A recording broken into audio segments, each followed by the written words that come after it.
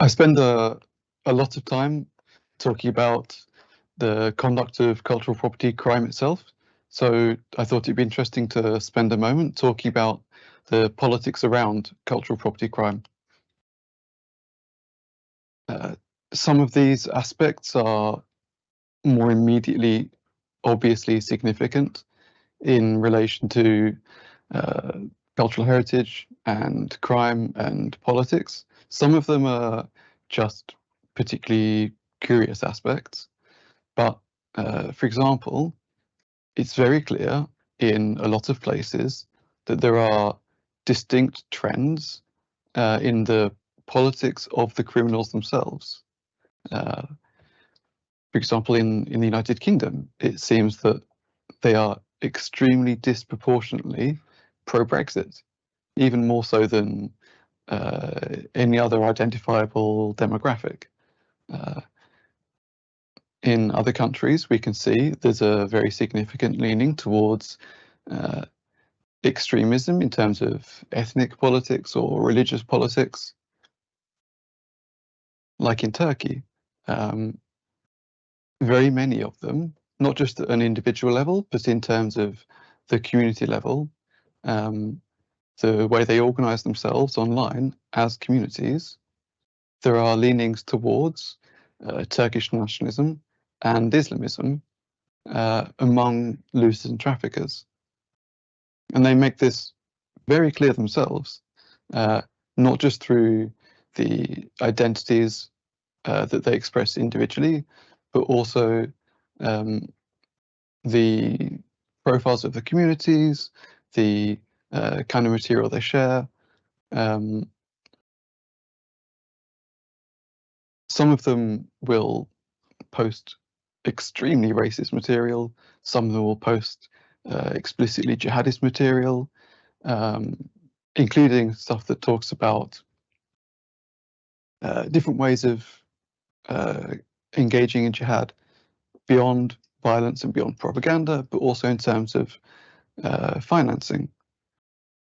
And that kind of financing, beyond organized financing that the international community has been so concerned about in relation to the Islamic State and Al-Qaeda and other groups, that self-financing of criminals to engage in extremist activity is something that is obviously of increasing concern as we see looting and trafficking ever more clearly as an integral part of conflict economies. One of the problems that we face is that there is a significant problem with the rule of law in a lot of these vulnerable countries where looting and trafficking is a significant problem. Again, like in Turkey, like in Ukraine, like in Russia, like in Syria. And that also extends to the fact that politically exposed persons are involved, either as looters themselves, or as traffickers, or as collectors. And then it is unsurprising, obviously, that policing is difficult if looters and traffickers know that they're collectors of politicians or judges or others who will protect them. And it's also difficult when the police officers themselves know that the collectors who are being supplied by looters and traffickers are their bosses or people in high office.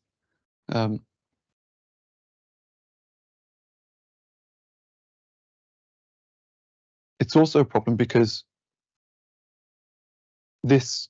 all of this mix of economics and politics and difficulties in functioning of government leads to a form of legal nihilism, a sense that the law doesn't exist in any real sense. It's not a matter of morality. It's not even a matter of legality in any meaningful sense. It's a matter of convenience, an idea that if you do get caught and if you do get punished, it won't actually be because you've committed a crime. It'll be because of some other factor, that you engaged in political dissidence, and therefore this was a convenient instrument to use to punish you and restrict you. The idea that you didn't do what the state wanted in some sense, and that's why you've been targeted, when it has known and allowed you to commit crimes for a long time. This is also seen, and it also leads to the involvement of law enforcement officers themselves. You can see in communities of law enforcement agents, they talk about the fact that looting is a very useful supplementary income. It's a great supplement to your pension.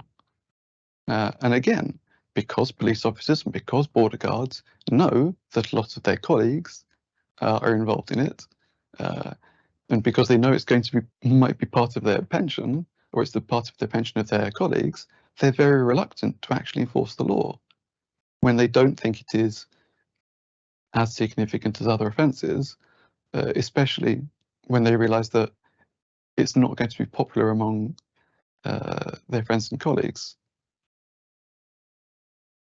These are just some of the examples of the scale of the extremism. So you can see in the bottom right a Turkish group who will talk about the fact that there are different ways of engaging in the struggle of jihad.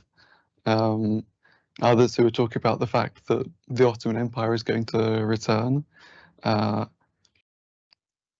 others saying things like, when they're simultaneously denying the Armenian genocide, they're also saying to Armenians, we've done it once, we could do it again. That kind of stuff, again, is even more significant when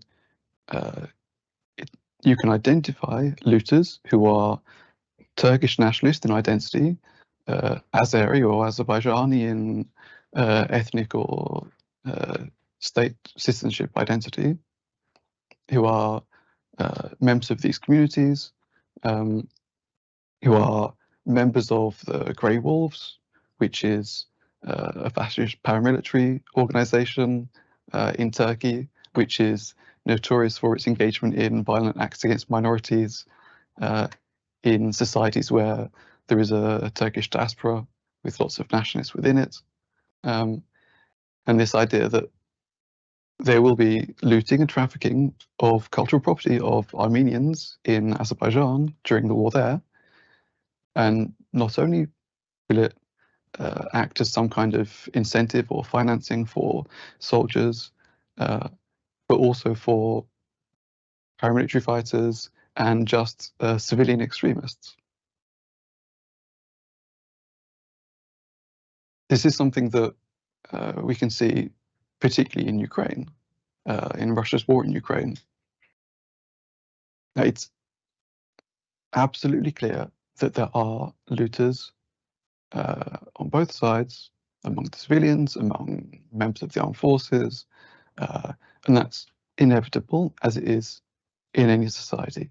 It's particularly inevitable in Ukraine, where civilians have been forced by the situation to engage in self-defense of their communities and their society, where they volunteered to join the armed forces because they are compelled to try to stop the invasion.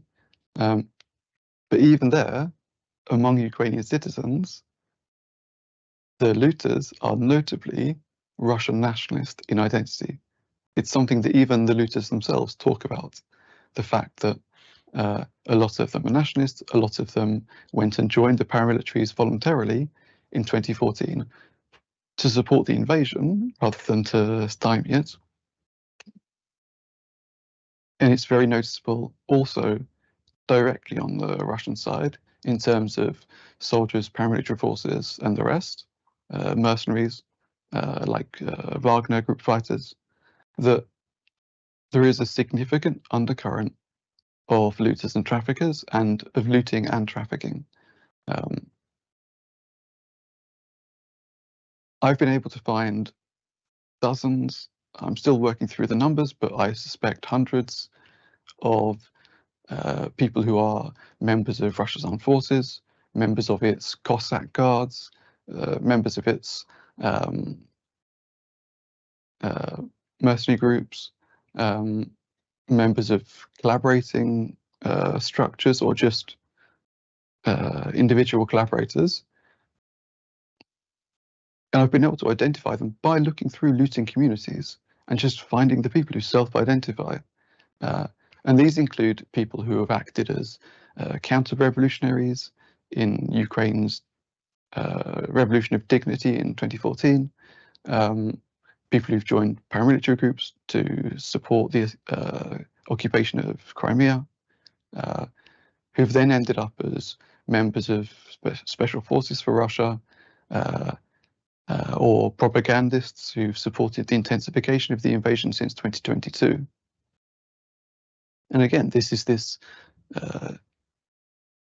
private profit from state crime, which may not find any paper trail, but it's clear from the fact that it's permitted and encouraged and supported that this is a kind of activity that will be contributing to people's participation in the war and to the harms of the war. And just to close, I think it's important to recognize that this material, the stuff that's been looted from Turkey, from Ukraine now, is reaching Western markets. So the money from our markets is reaching these conflict zones and these extremists. It's very clear that it's reaching Western markets because ethical collectors have been checking the sources of material that's arriving and being advertised, and they've been able to identify the looters and the time that these things have come out. So we know that the dates are wrong in terms of the claimed paperwork that supposes this is legal.